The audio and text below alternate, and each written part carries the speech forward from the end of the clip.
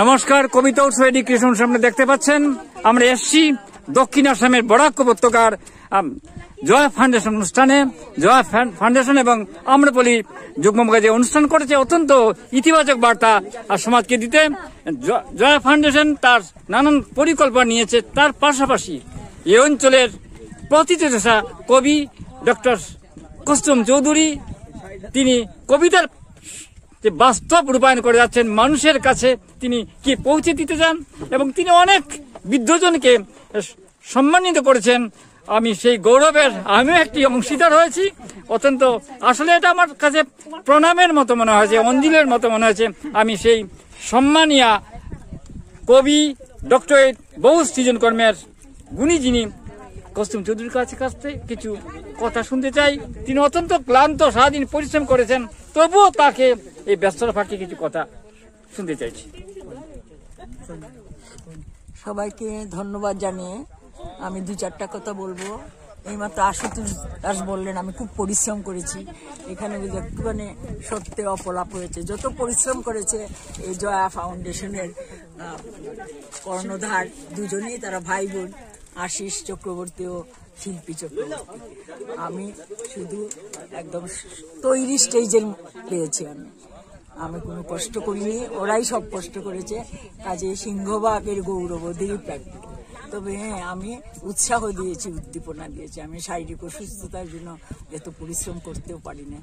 তো জয়া ফাউন্ডেশন ওরও যে মার প্রতি কতখানি ভক্তি শ্রদ্ধা এইটাই প্রমাণিত হয় জয়া ফাউন্ডেশনে। আর এই জয়া ফাউন্ডেশনের উদ্দেশ্য খুব বৃহৎ এবং মহৎ, এবং সবাই এটার মধ্যে আসলে একটা পবিত্র হাওয়ায় যেন আমরা স্নাত হই।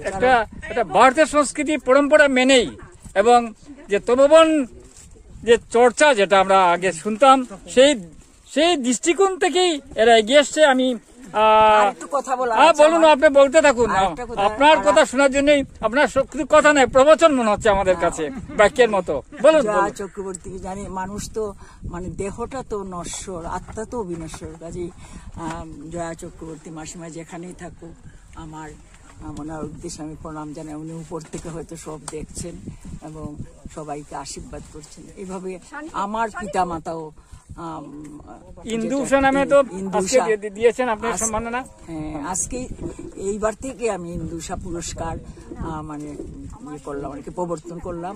এবং এইখানে আমি ভাবলাম এই বরাক উপত্যকার প্রথম যখন আমি শুরু করব, তখন একজন পবিত্র মানুষকে দিয়ে শুরু করা যায়, যিনি মানব সেবায় তার দেহ মন প্রাণ সমর্পিত, সেই কুমারকান্তি দাসকে দিয়ে আমি শুরু করলাম। পরবর্তী সময় যে যতদিন আমি বেঁচে থাকবো প্রতি বছর একজনকে দেব, প্রথিতযশা কবি, সাহিত্যিক, সমাজসেবী, যার যেদিকে ফটোগ্রাফার, যার যেদিকে মনীষিয়ানা তাকেই দেব।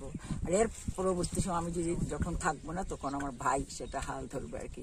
তবে আরেকটি কথা, আমাকে হাইলাকান্দির যে কবি সাহিত্যিক প্রথিতযশা আশুতোষ দাস, তিনি আমাকে বলছিলেন যে আপনি পিতামাতার প্রতি এত শ্রদ্ধা, যে একটা পুরস্কার প্রবর্তন করেন না কেন। ওই জন্য ওনাকেও আমি ধন্যবাদ জানাই। না, অত্যন্ত এই সময় এটা অত্যন্ত নতুন বার্তার সূচক। আমরা পিতামাতাদের দায়িত্ব দায়বদ্ধতা, আমি শ্রাবণীর কাছে লাঞ্চ খাচ্ছে, কিন্তু তার আমি লোভ সামলাতে পারছি না। এত সুন্দর গায়িকা, কবি এবং গুণী, একটুখানি কথা দিয়ে তাকে আমি দর্শক তুলে ধরছি। শ্রাবণী কি কথা বলতে পারবে এই মুহূর্তে? হ্যাঁ, এবং মাতৃভক্ত খুব বেশি। আমি কি বলবো, আজকে এত সুন্দর একটি অনুষ্ঠানে আসতে পেরে এবং সেই অনুষ্ঠান উপভোগ করতে পেরে আমি খুবই আনন্দিত। জয়া ফাউন্ডেশন এবং আম্রপালির যে যৌথ সমাবেশটা যে আজকে হয়েছে, সত্যি খুব প্রশংসনীয়। এবং আমার মা কস্তুরী হোম চৌধুরীর সাড়া দিয়ে যারা যারা সব এসছেন আজকের ফাংশনে, তাদের প্রতি আমি কৃতার্থ।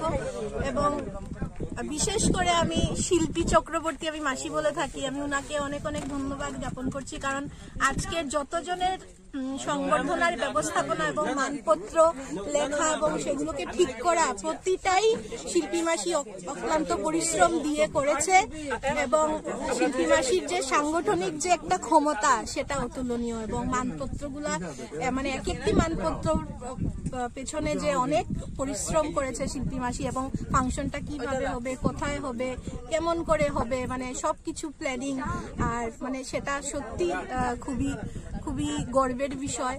আর শিল্পী মাসিকে দেখে সত্যি আমরা অনুপ্রাণিত হই। আর আমরা চাই যে জয়া ফাউন্ডেশন যেন আরো শ্রীবৃদ্ধি হোক, জয়া ফাউন্ডেশন আর এরকম যেন আরো সুন্দর সুন্দর অনুষ্ঠান যেন আমরা উপভোগ করতে পারি এবং আপনাদের কাছে আমাদের এটাই প্রার্থনা, সবাই সুস্থ থাকুন, ভালো থাকুন। ধন্যবাদ। আমি শ্রাবণীকে এত ব্যস্ততা ভেতর সে তার অনুভূতি ব্যক্ত করছে, তুমি নির্মল করে মঙ্গল করে মলিন মর্ম মুছাই, এটাই যেন আমাদের বাণী বা বার্তা হোক, এই বলে আমি শেষ করছি। নমস্কার।